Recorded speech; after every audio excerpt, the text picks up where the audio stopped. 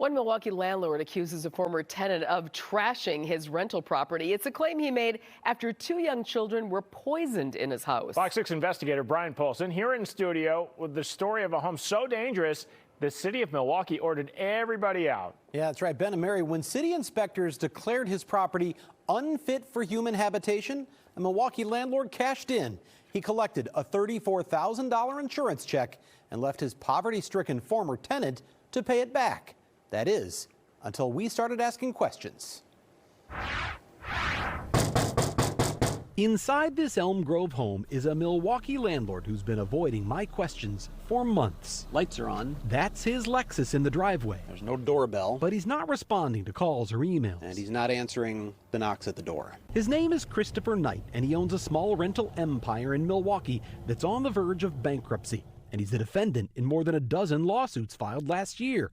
One by Tom Britton. He never would return my phone calls. He says Knight stiffed his moving company on a $4,000 bill. He's probably come upon some hard times, and he's decided to solve his problems by taking advantage of people and of businesses. We literally had nowhere to go. If anyone knows about hard times, it's Michaela Bell. Give me a call, Leilani. She's a mother of 11 children ages 5 to 25. Did y'all wash your hands? And a grandmother to 3 more. You can wait until after dinner, okay? Desperate for shelter in September of 2021, she says a county caseworker helped her find this house in Milwaukee's Harambe neighborhood.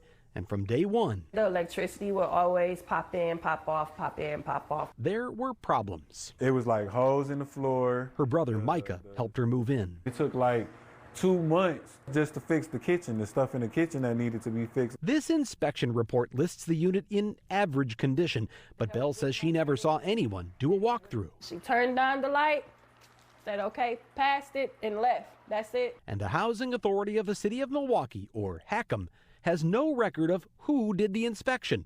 There's no name on the form, just a signature they can't identify. Hack them for them not to be doing their job. They ought to be ashamed of themselves. But Bell was in no position to complain.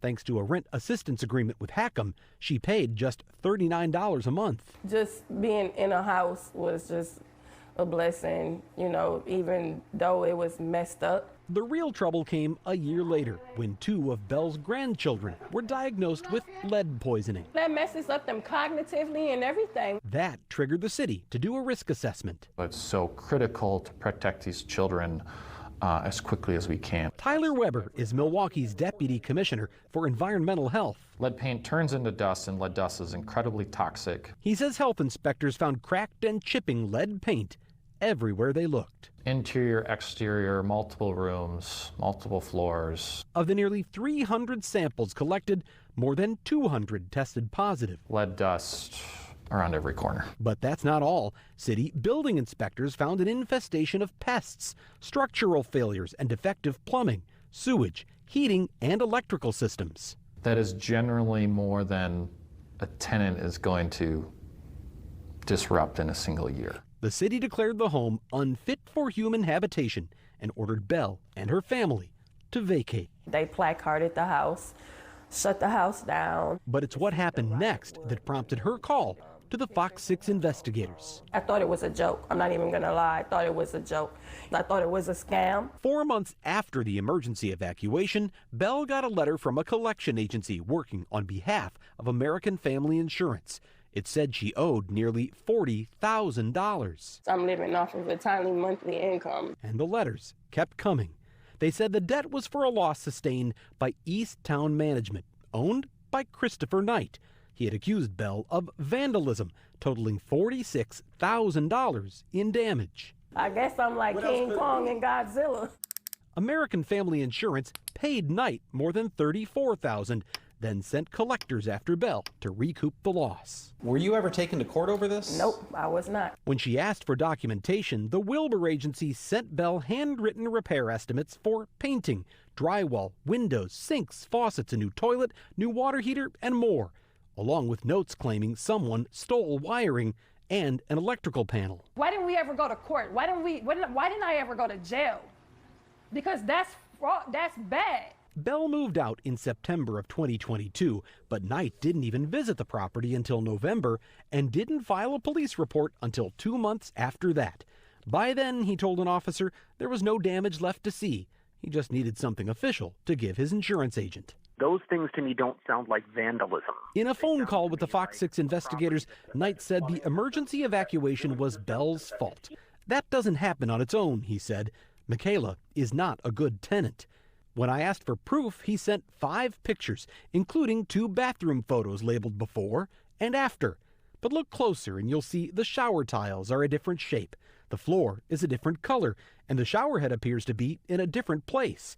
When I asked Knight to explain, he stopped responding. So he pretty much just got a whole brand new house off of committing fraud. Christopher Knight has never been charged with or convicted of fraud, but Bell is not the first to accuse him of false representation. Chris Knight is a schmuck. Remember Tom Britton?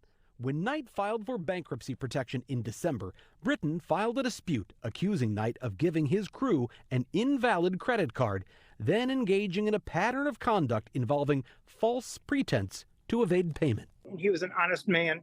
He would have at least called me back and said, I have a different credit card. Let's use that one. Knight and his company, East Town Management, are facing a cascade of lawsuits and judgments for breach of contract, theft, and foreclosure, with potential debts in excess of $1.5 million. One lender says Knight hasn't made a payment since at least November of 2022. He filed the vandalism claim that same month. The way Bell sees it, That's not a coincidence. American Family Insurance says it thoroughly investigated the claim before issuing payment. But after we started asking questions, American Family Insurance has discontinued their recovery efforts. the company dropped its collection effort. So they took it off, so that's good. Now Bell can focus on the health of her grandchildren and of her nieces. Turns out they got lead poisoning too while living in a different house. How many people is he doing this to and then getting away with it? Owned by Christopher Knight. Chris Knight filed for Chapter 13 bankruptcy protection in December, but failed to file the required financial documents, so the court dismissed the case. His attorney told a judge in Milwaukee County last week he now plans to file for Chapter 11. Instead, I did speak to Knight on the phone back in September, but since then, he's declined any comment for the story. So, Brian, we know that this one particular property we just saw was unfit for human habitation. Do we know anything else about any of his other properties? It's a good question. It's one we have wondered about. He has a lot of other properties in the city. I asked the Department of Neighborhood Services for those records. Those are the building code inspectors. They gave me data that includes 66 orders to correct code violations and 173 enforcement actions for failure to correct them in a timely fashion at 49 different properties over the past 3 years. I know that's a lot of numbers. You don't have to keep track of all of it. It suffices to say DNS inspectors are familiar with his name. And you'd hope the city, too, would do a better inspection at the beginning so some of these issues maybe would be worked out, right? Part of the problem here was we didn't know what the condition of the property really was because that inspection report was not very thorough, and we don't know who the inspector was to follow up with them. Hackham says they don't know either. Yeah, and that's our tax dollars helping pay for some of these rental properties out there. There you go. All right, thanks, Brian. Interesting. Thank you.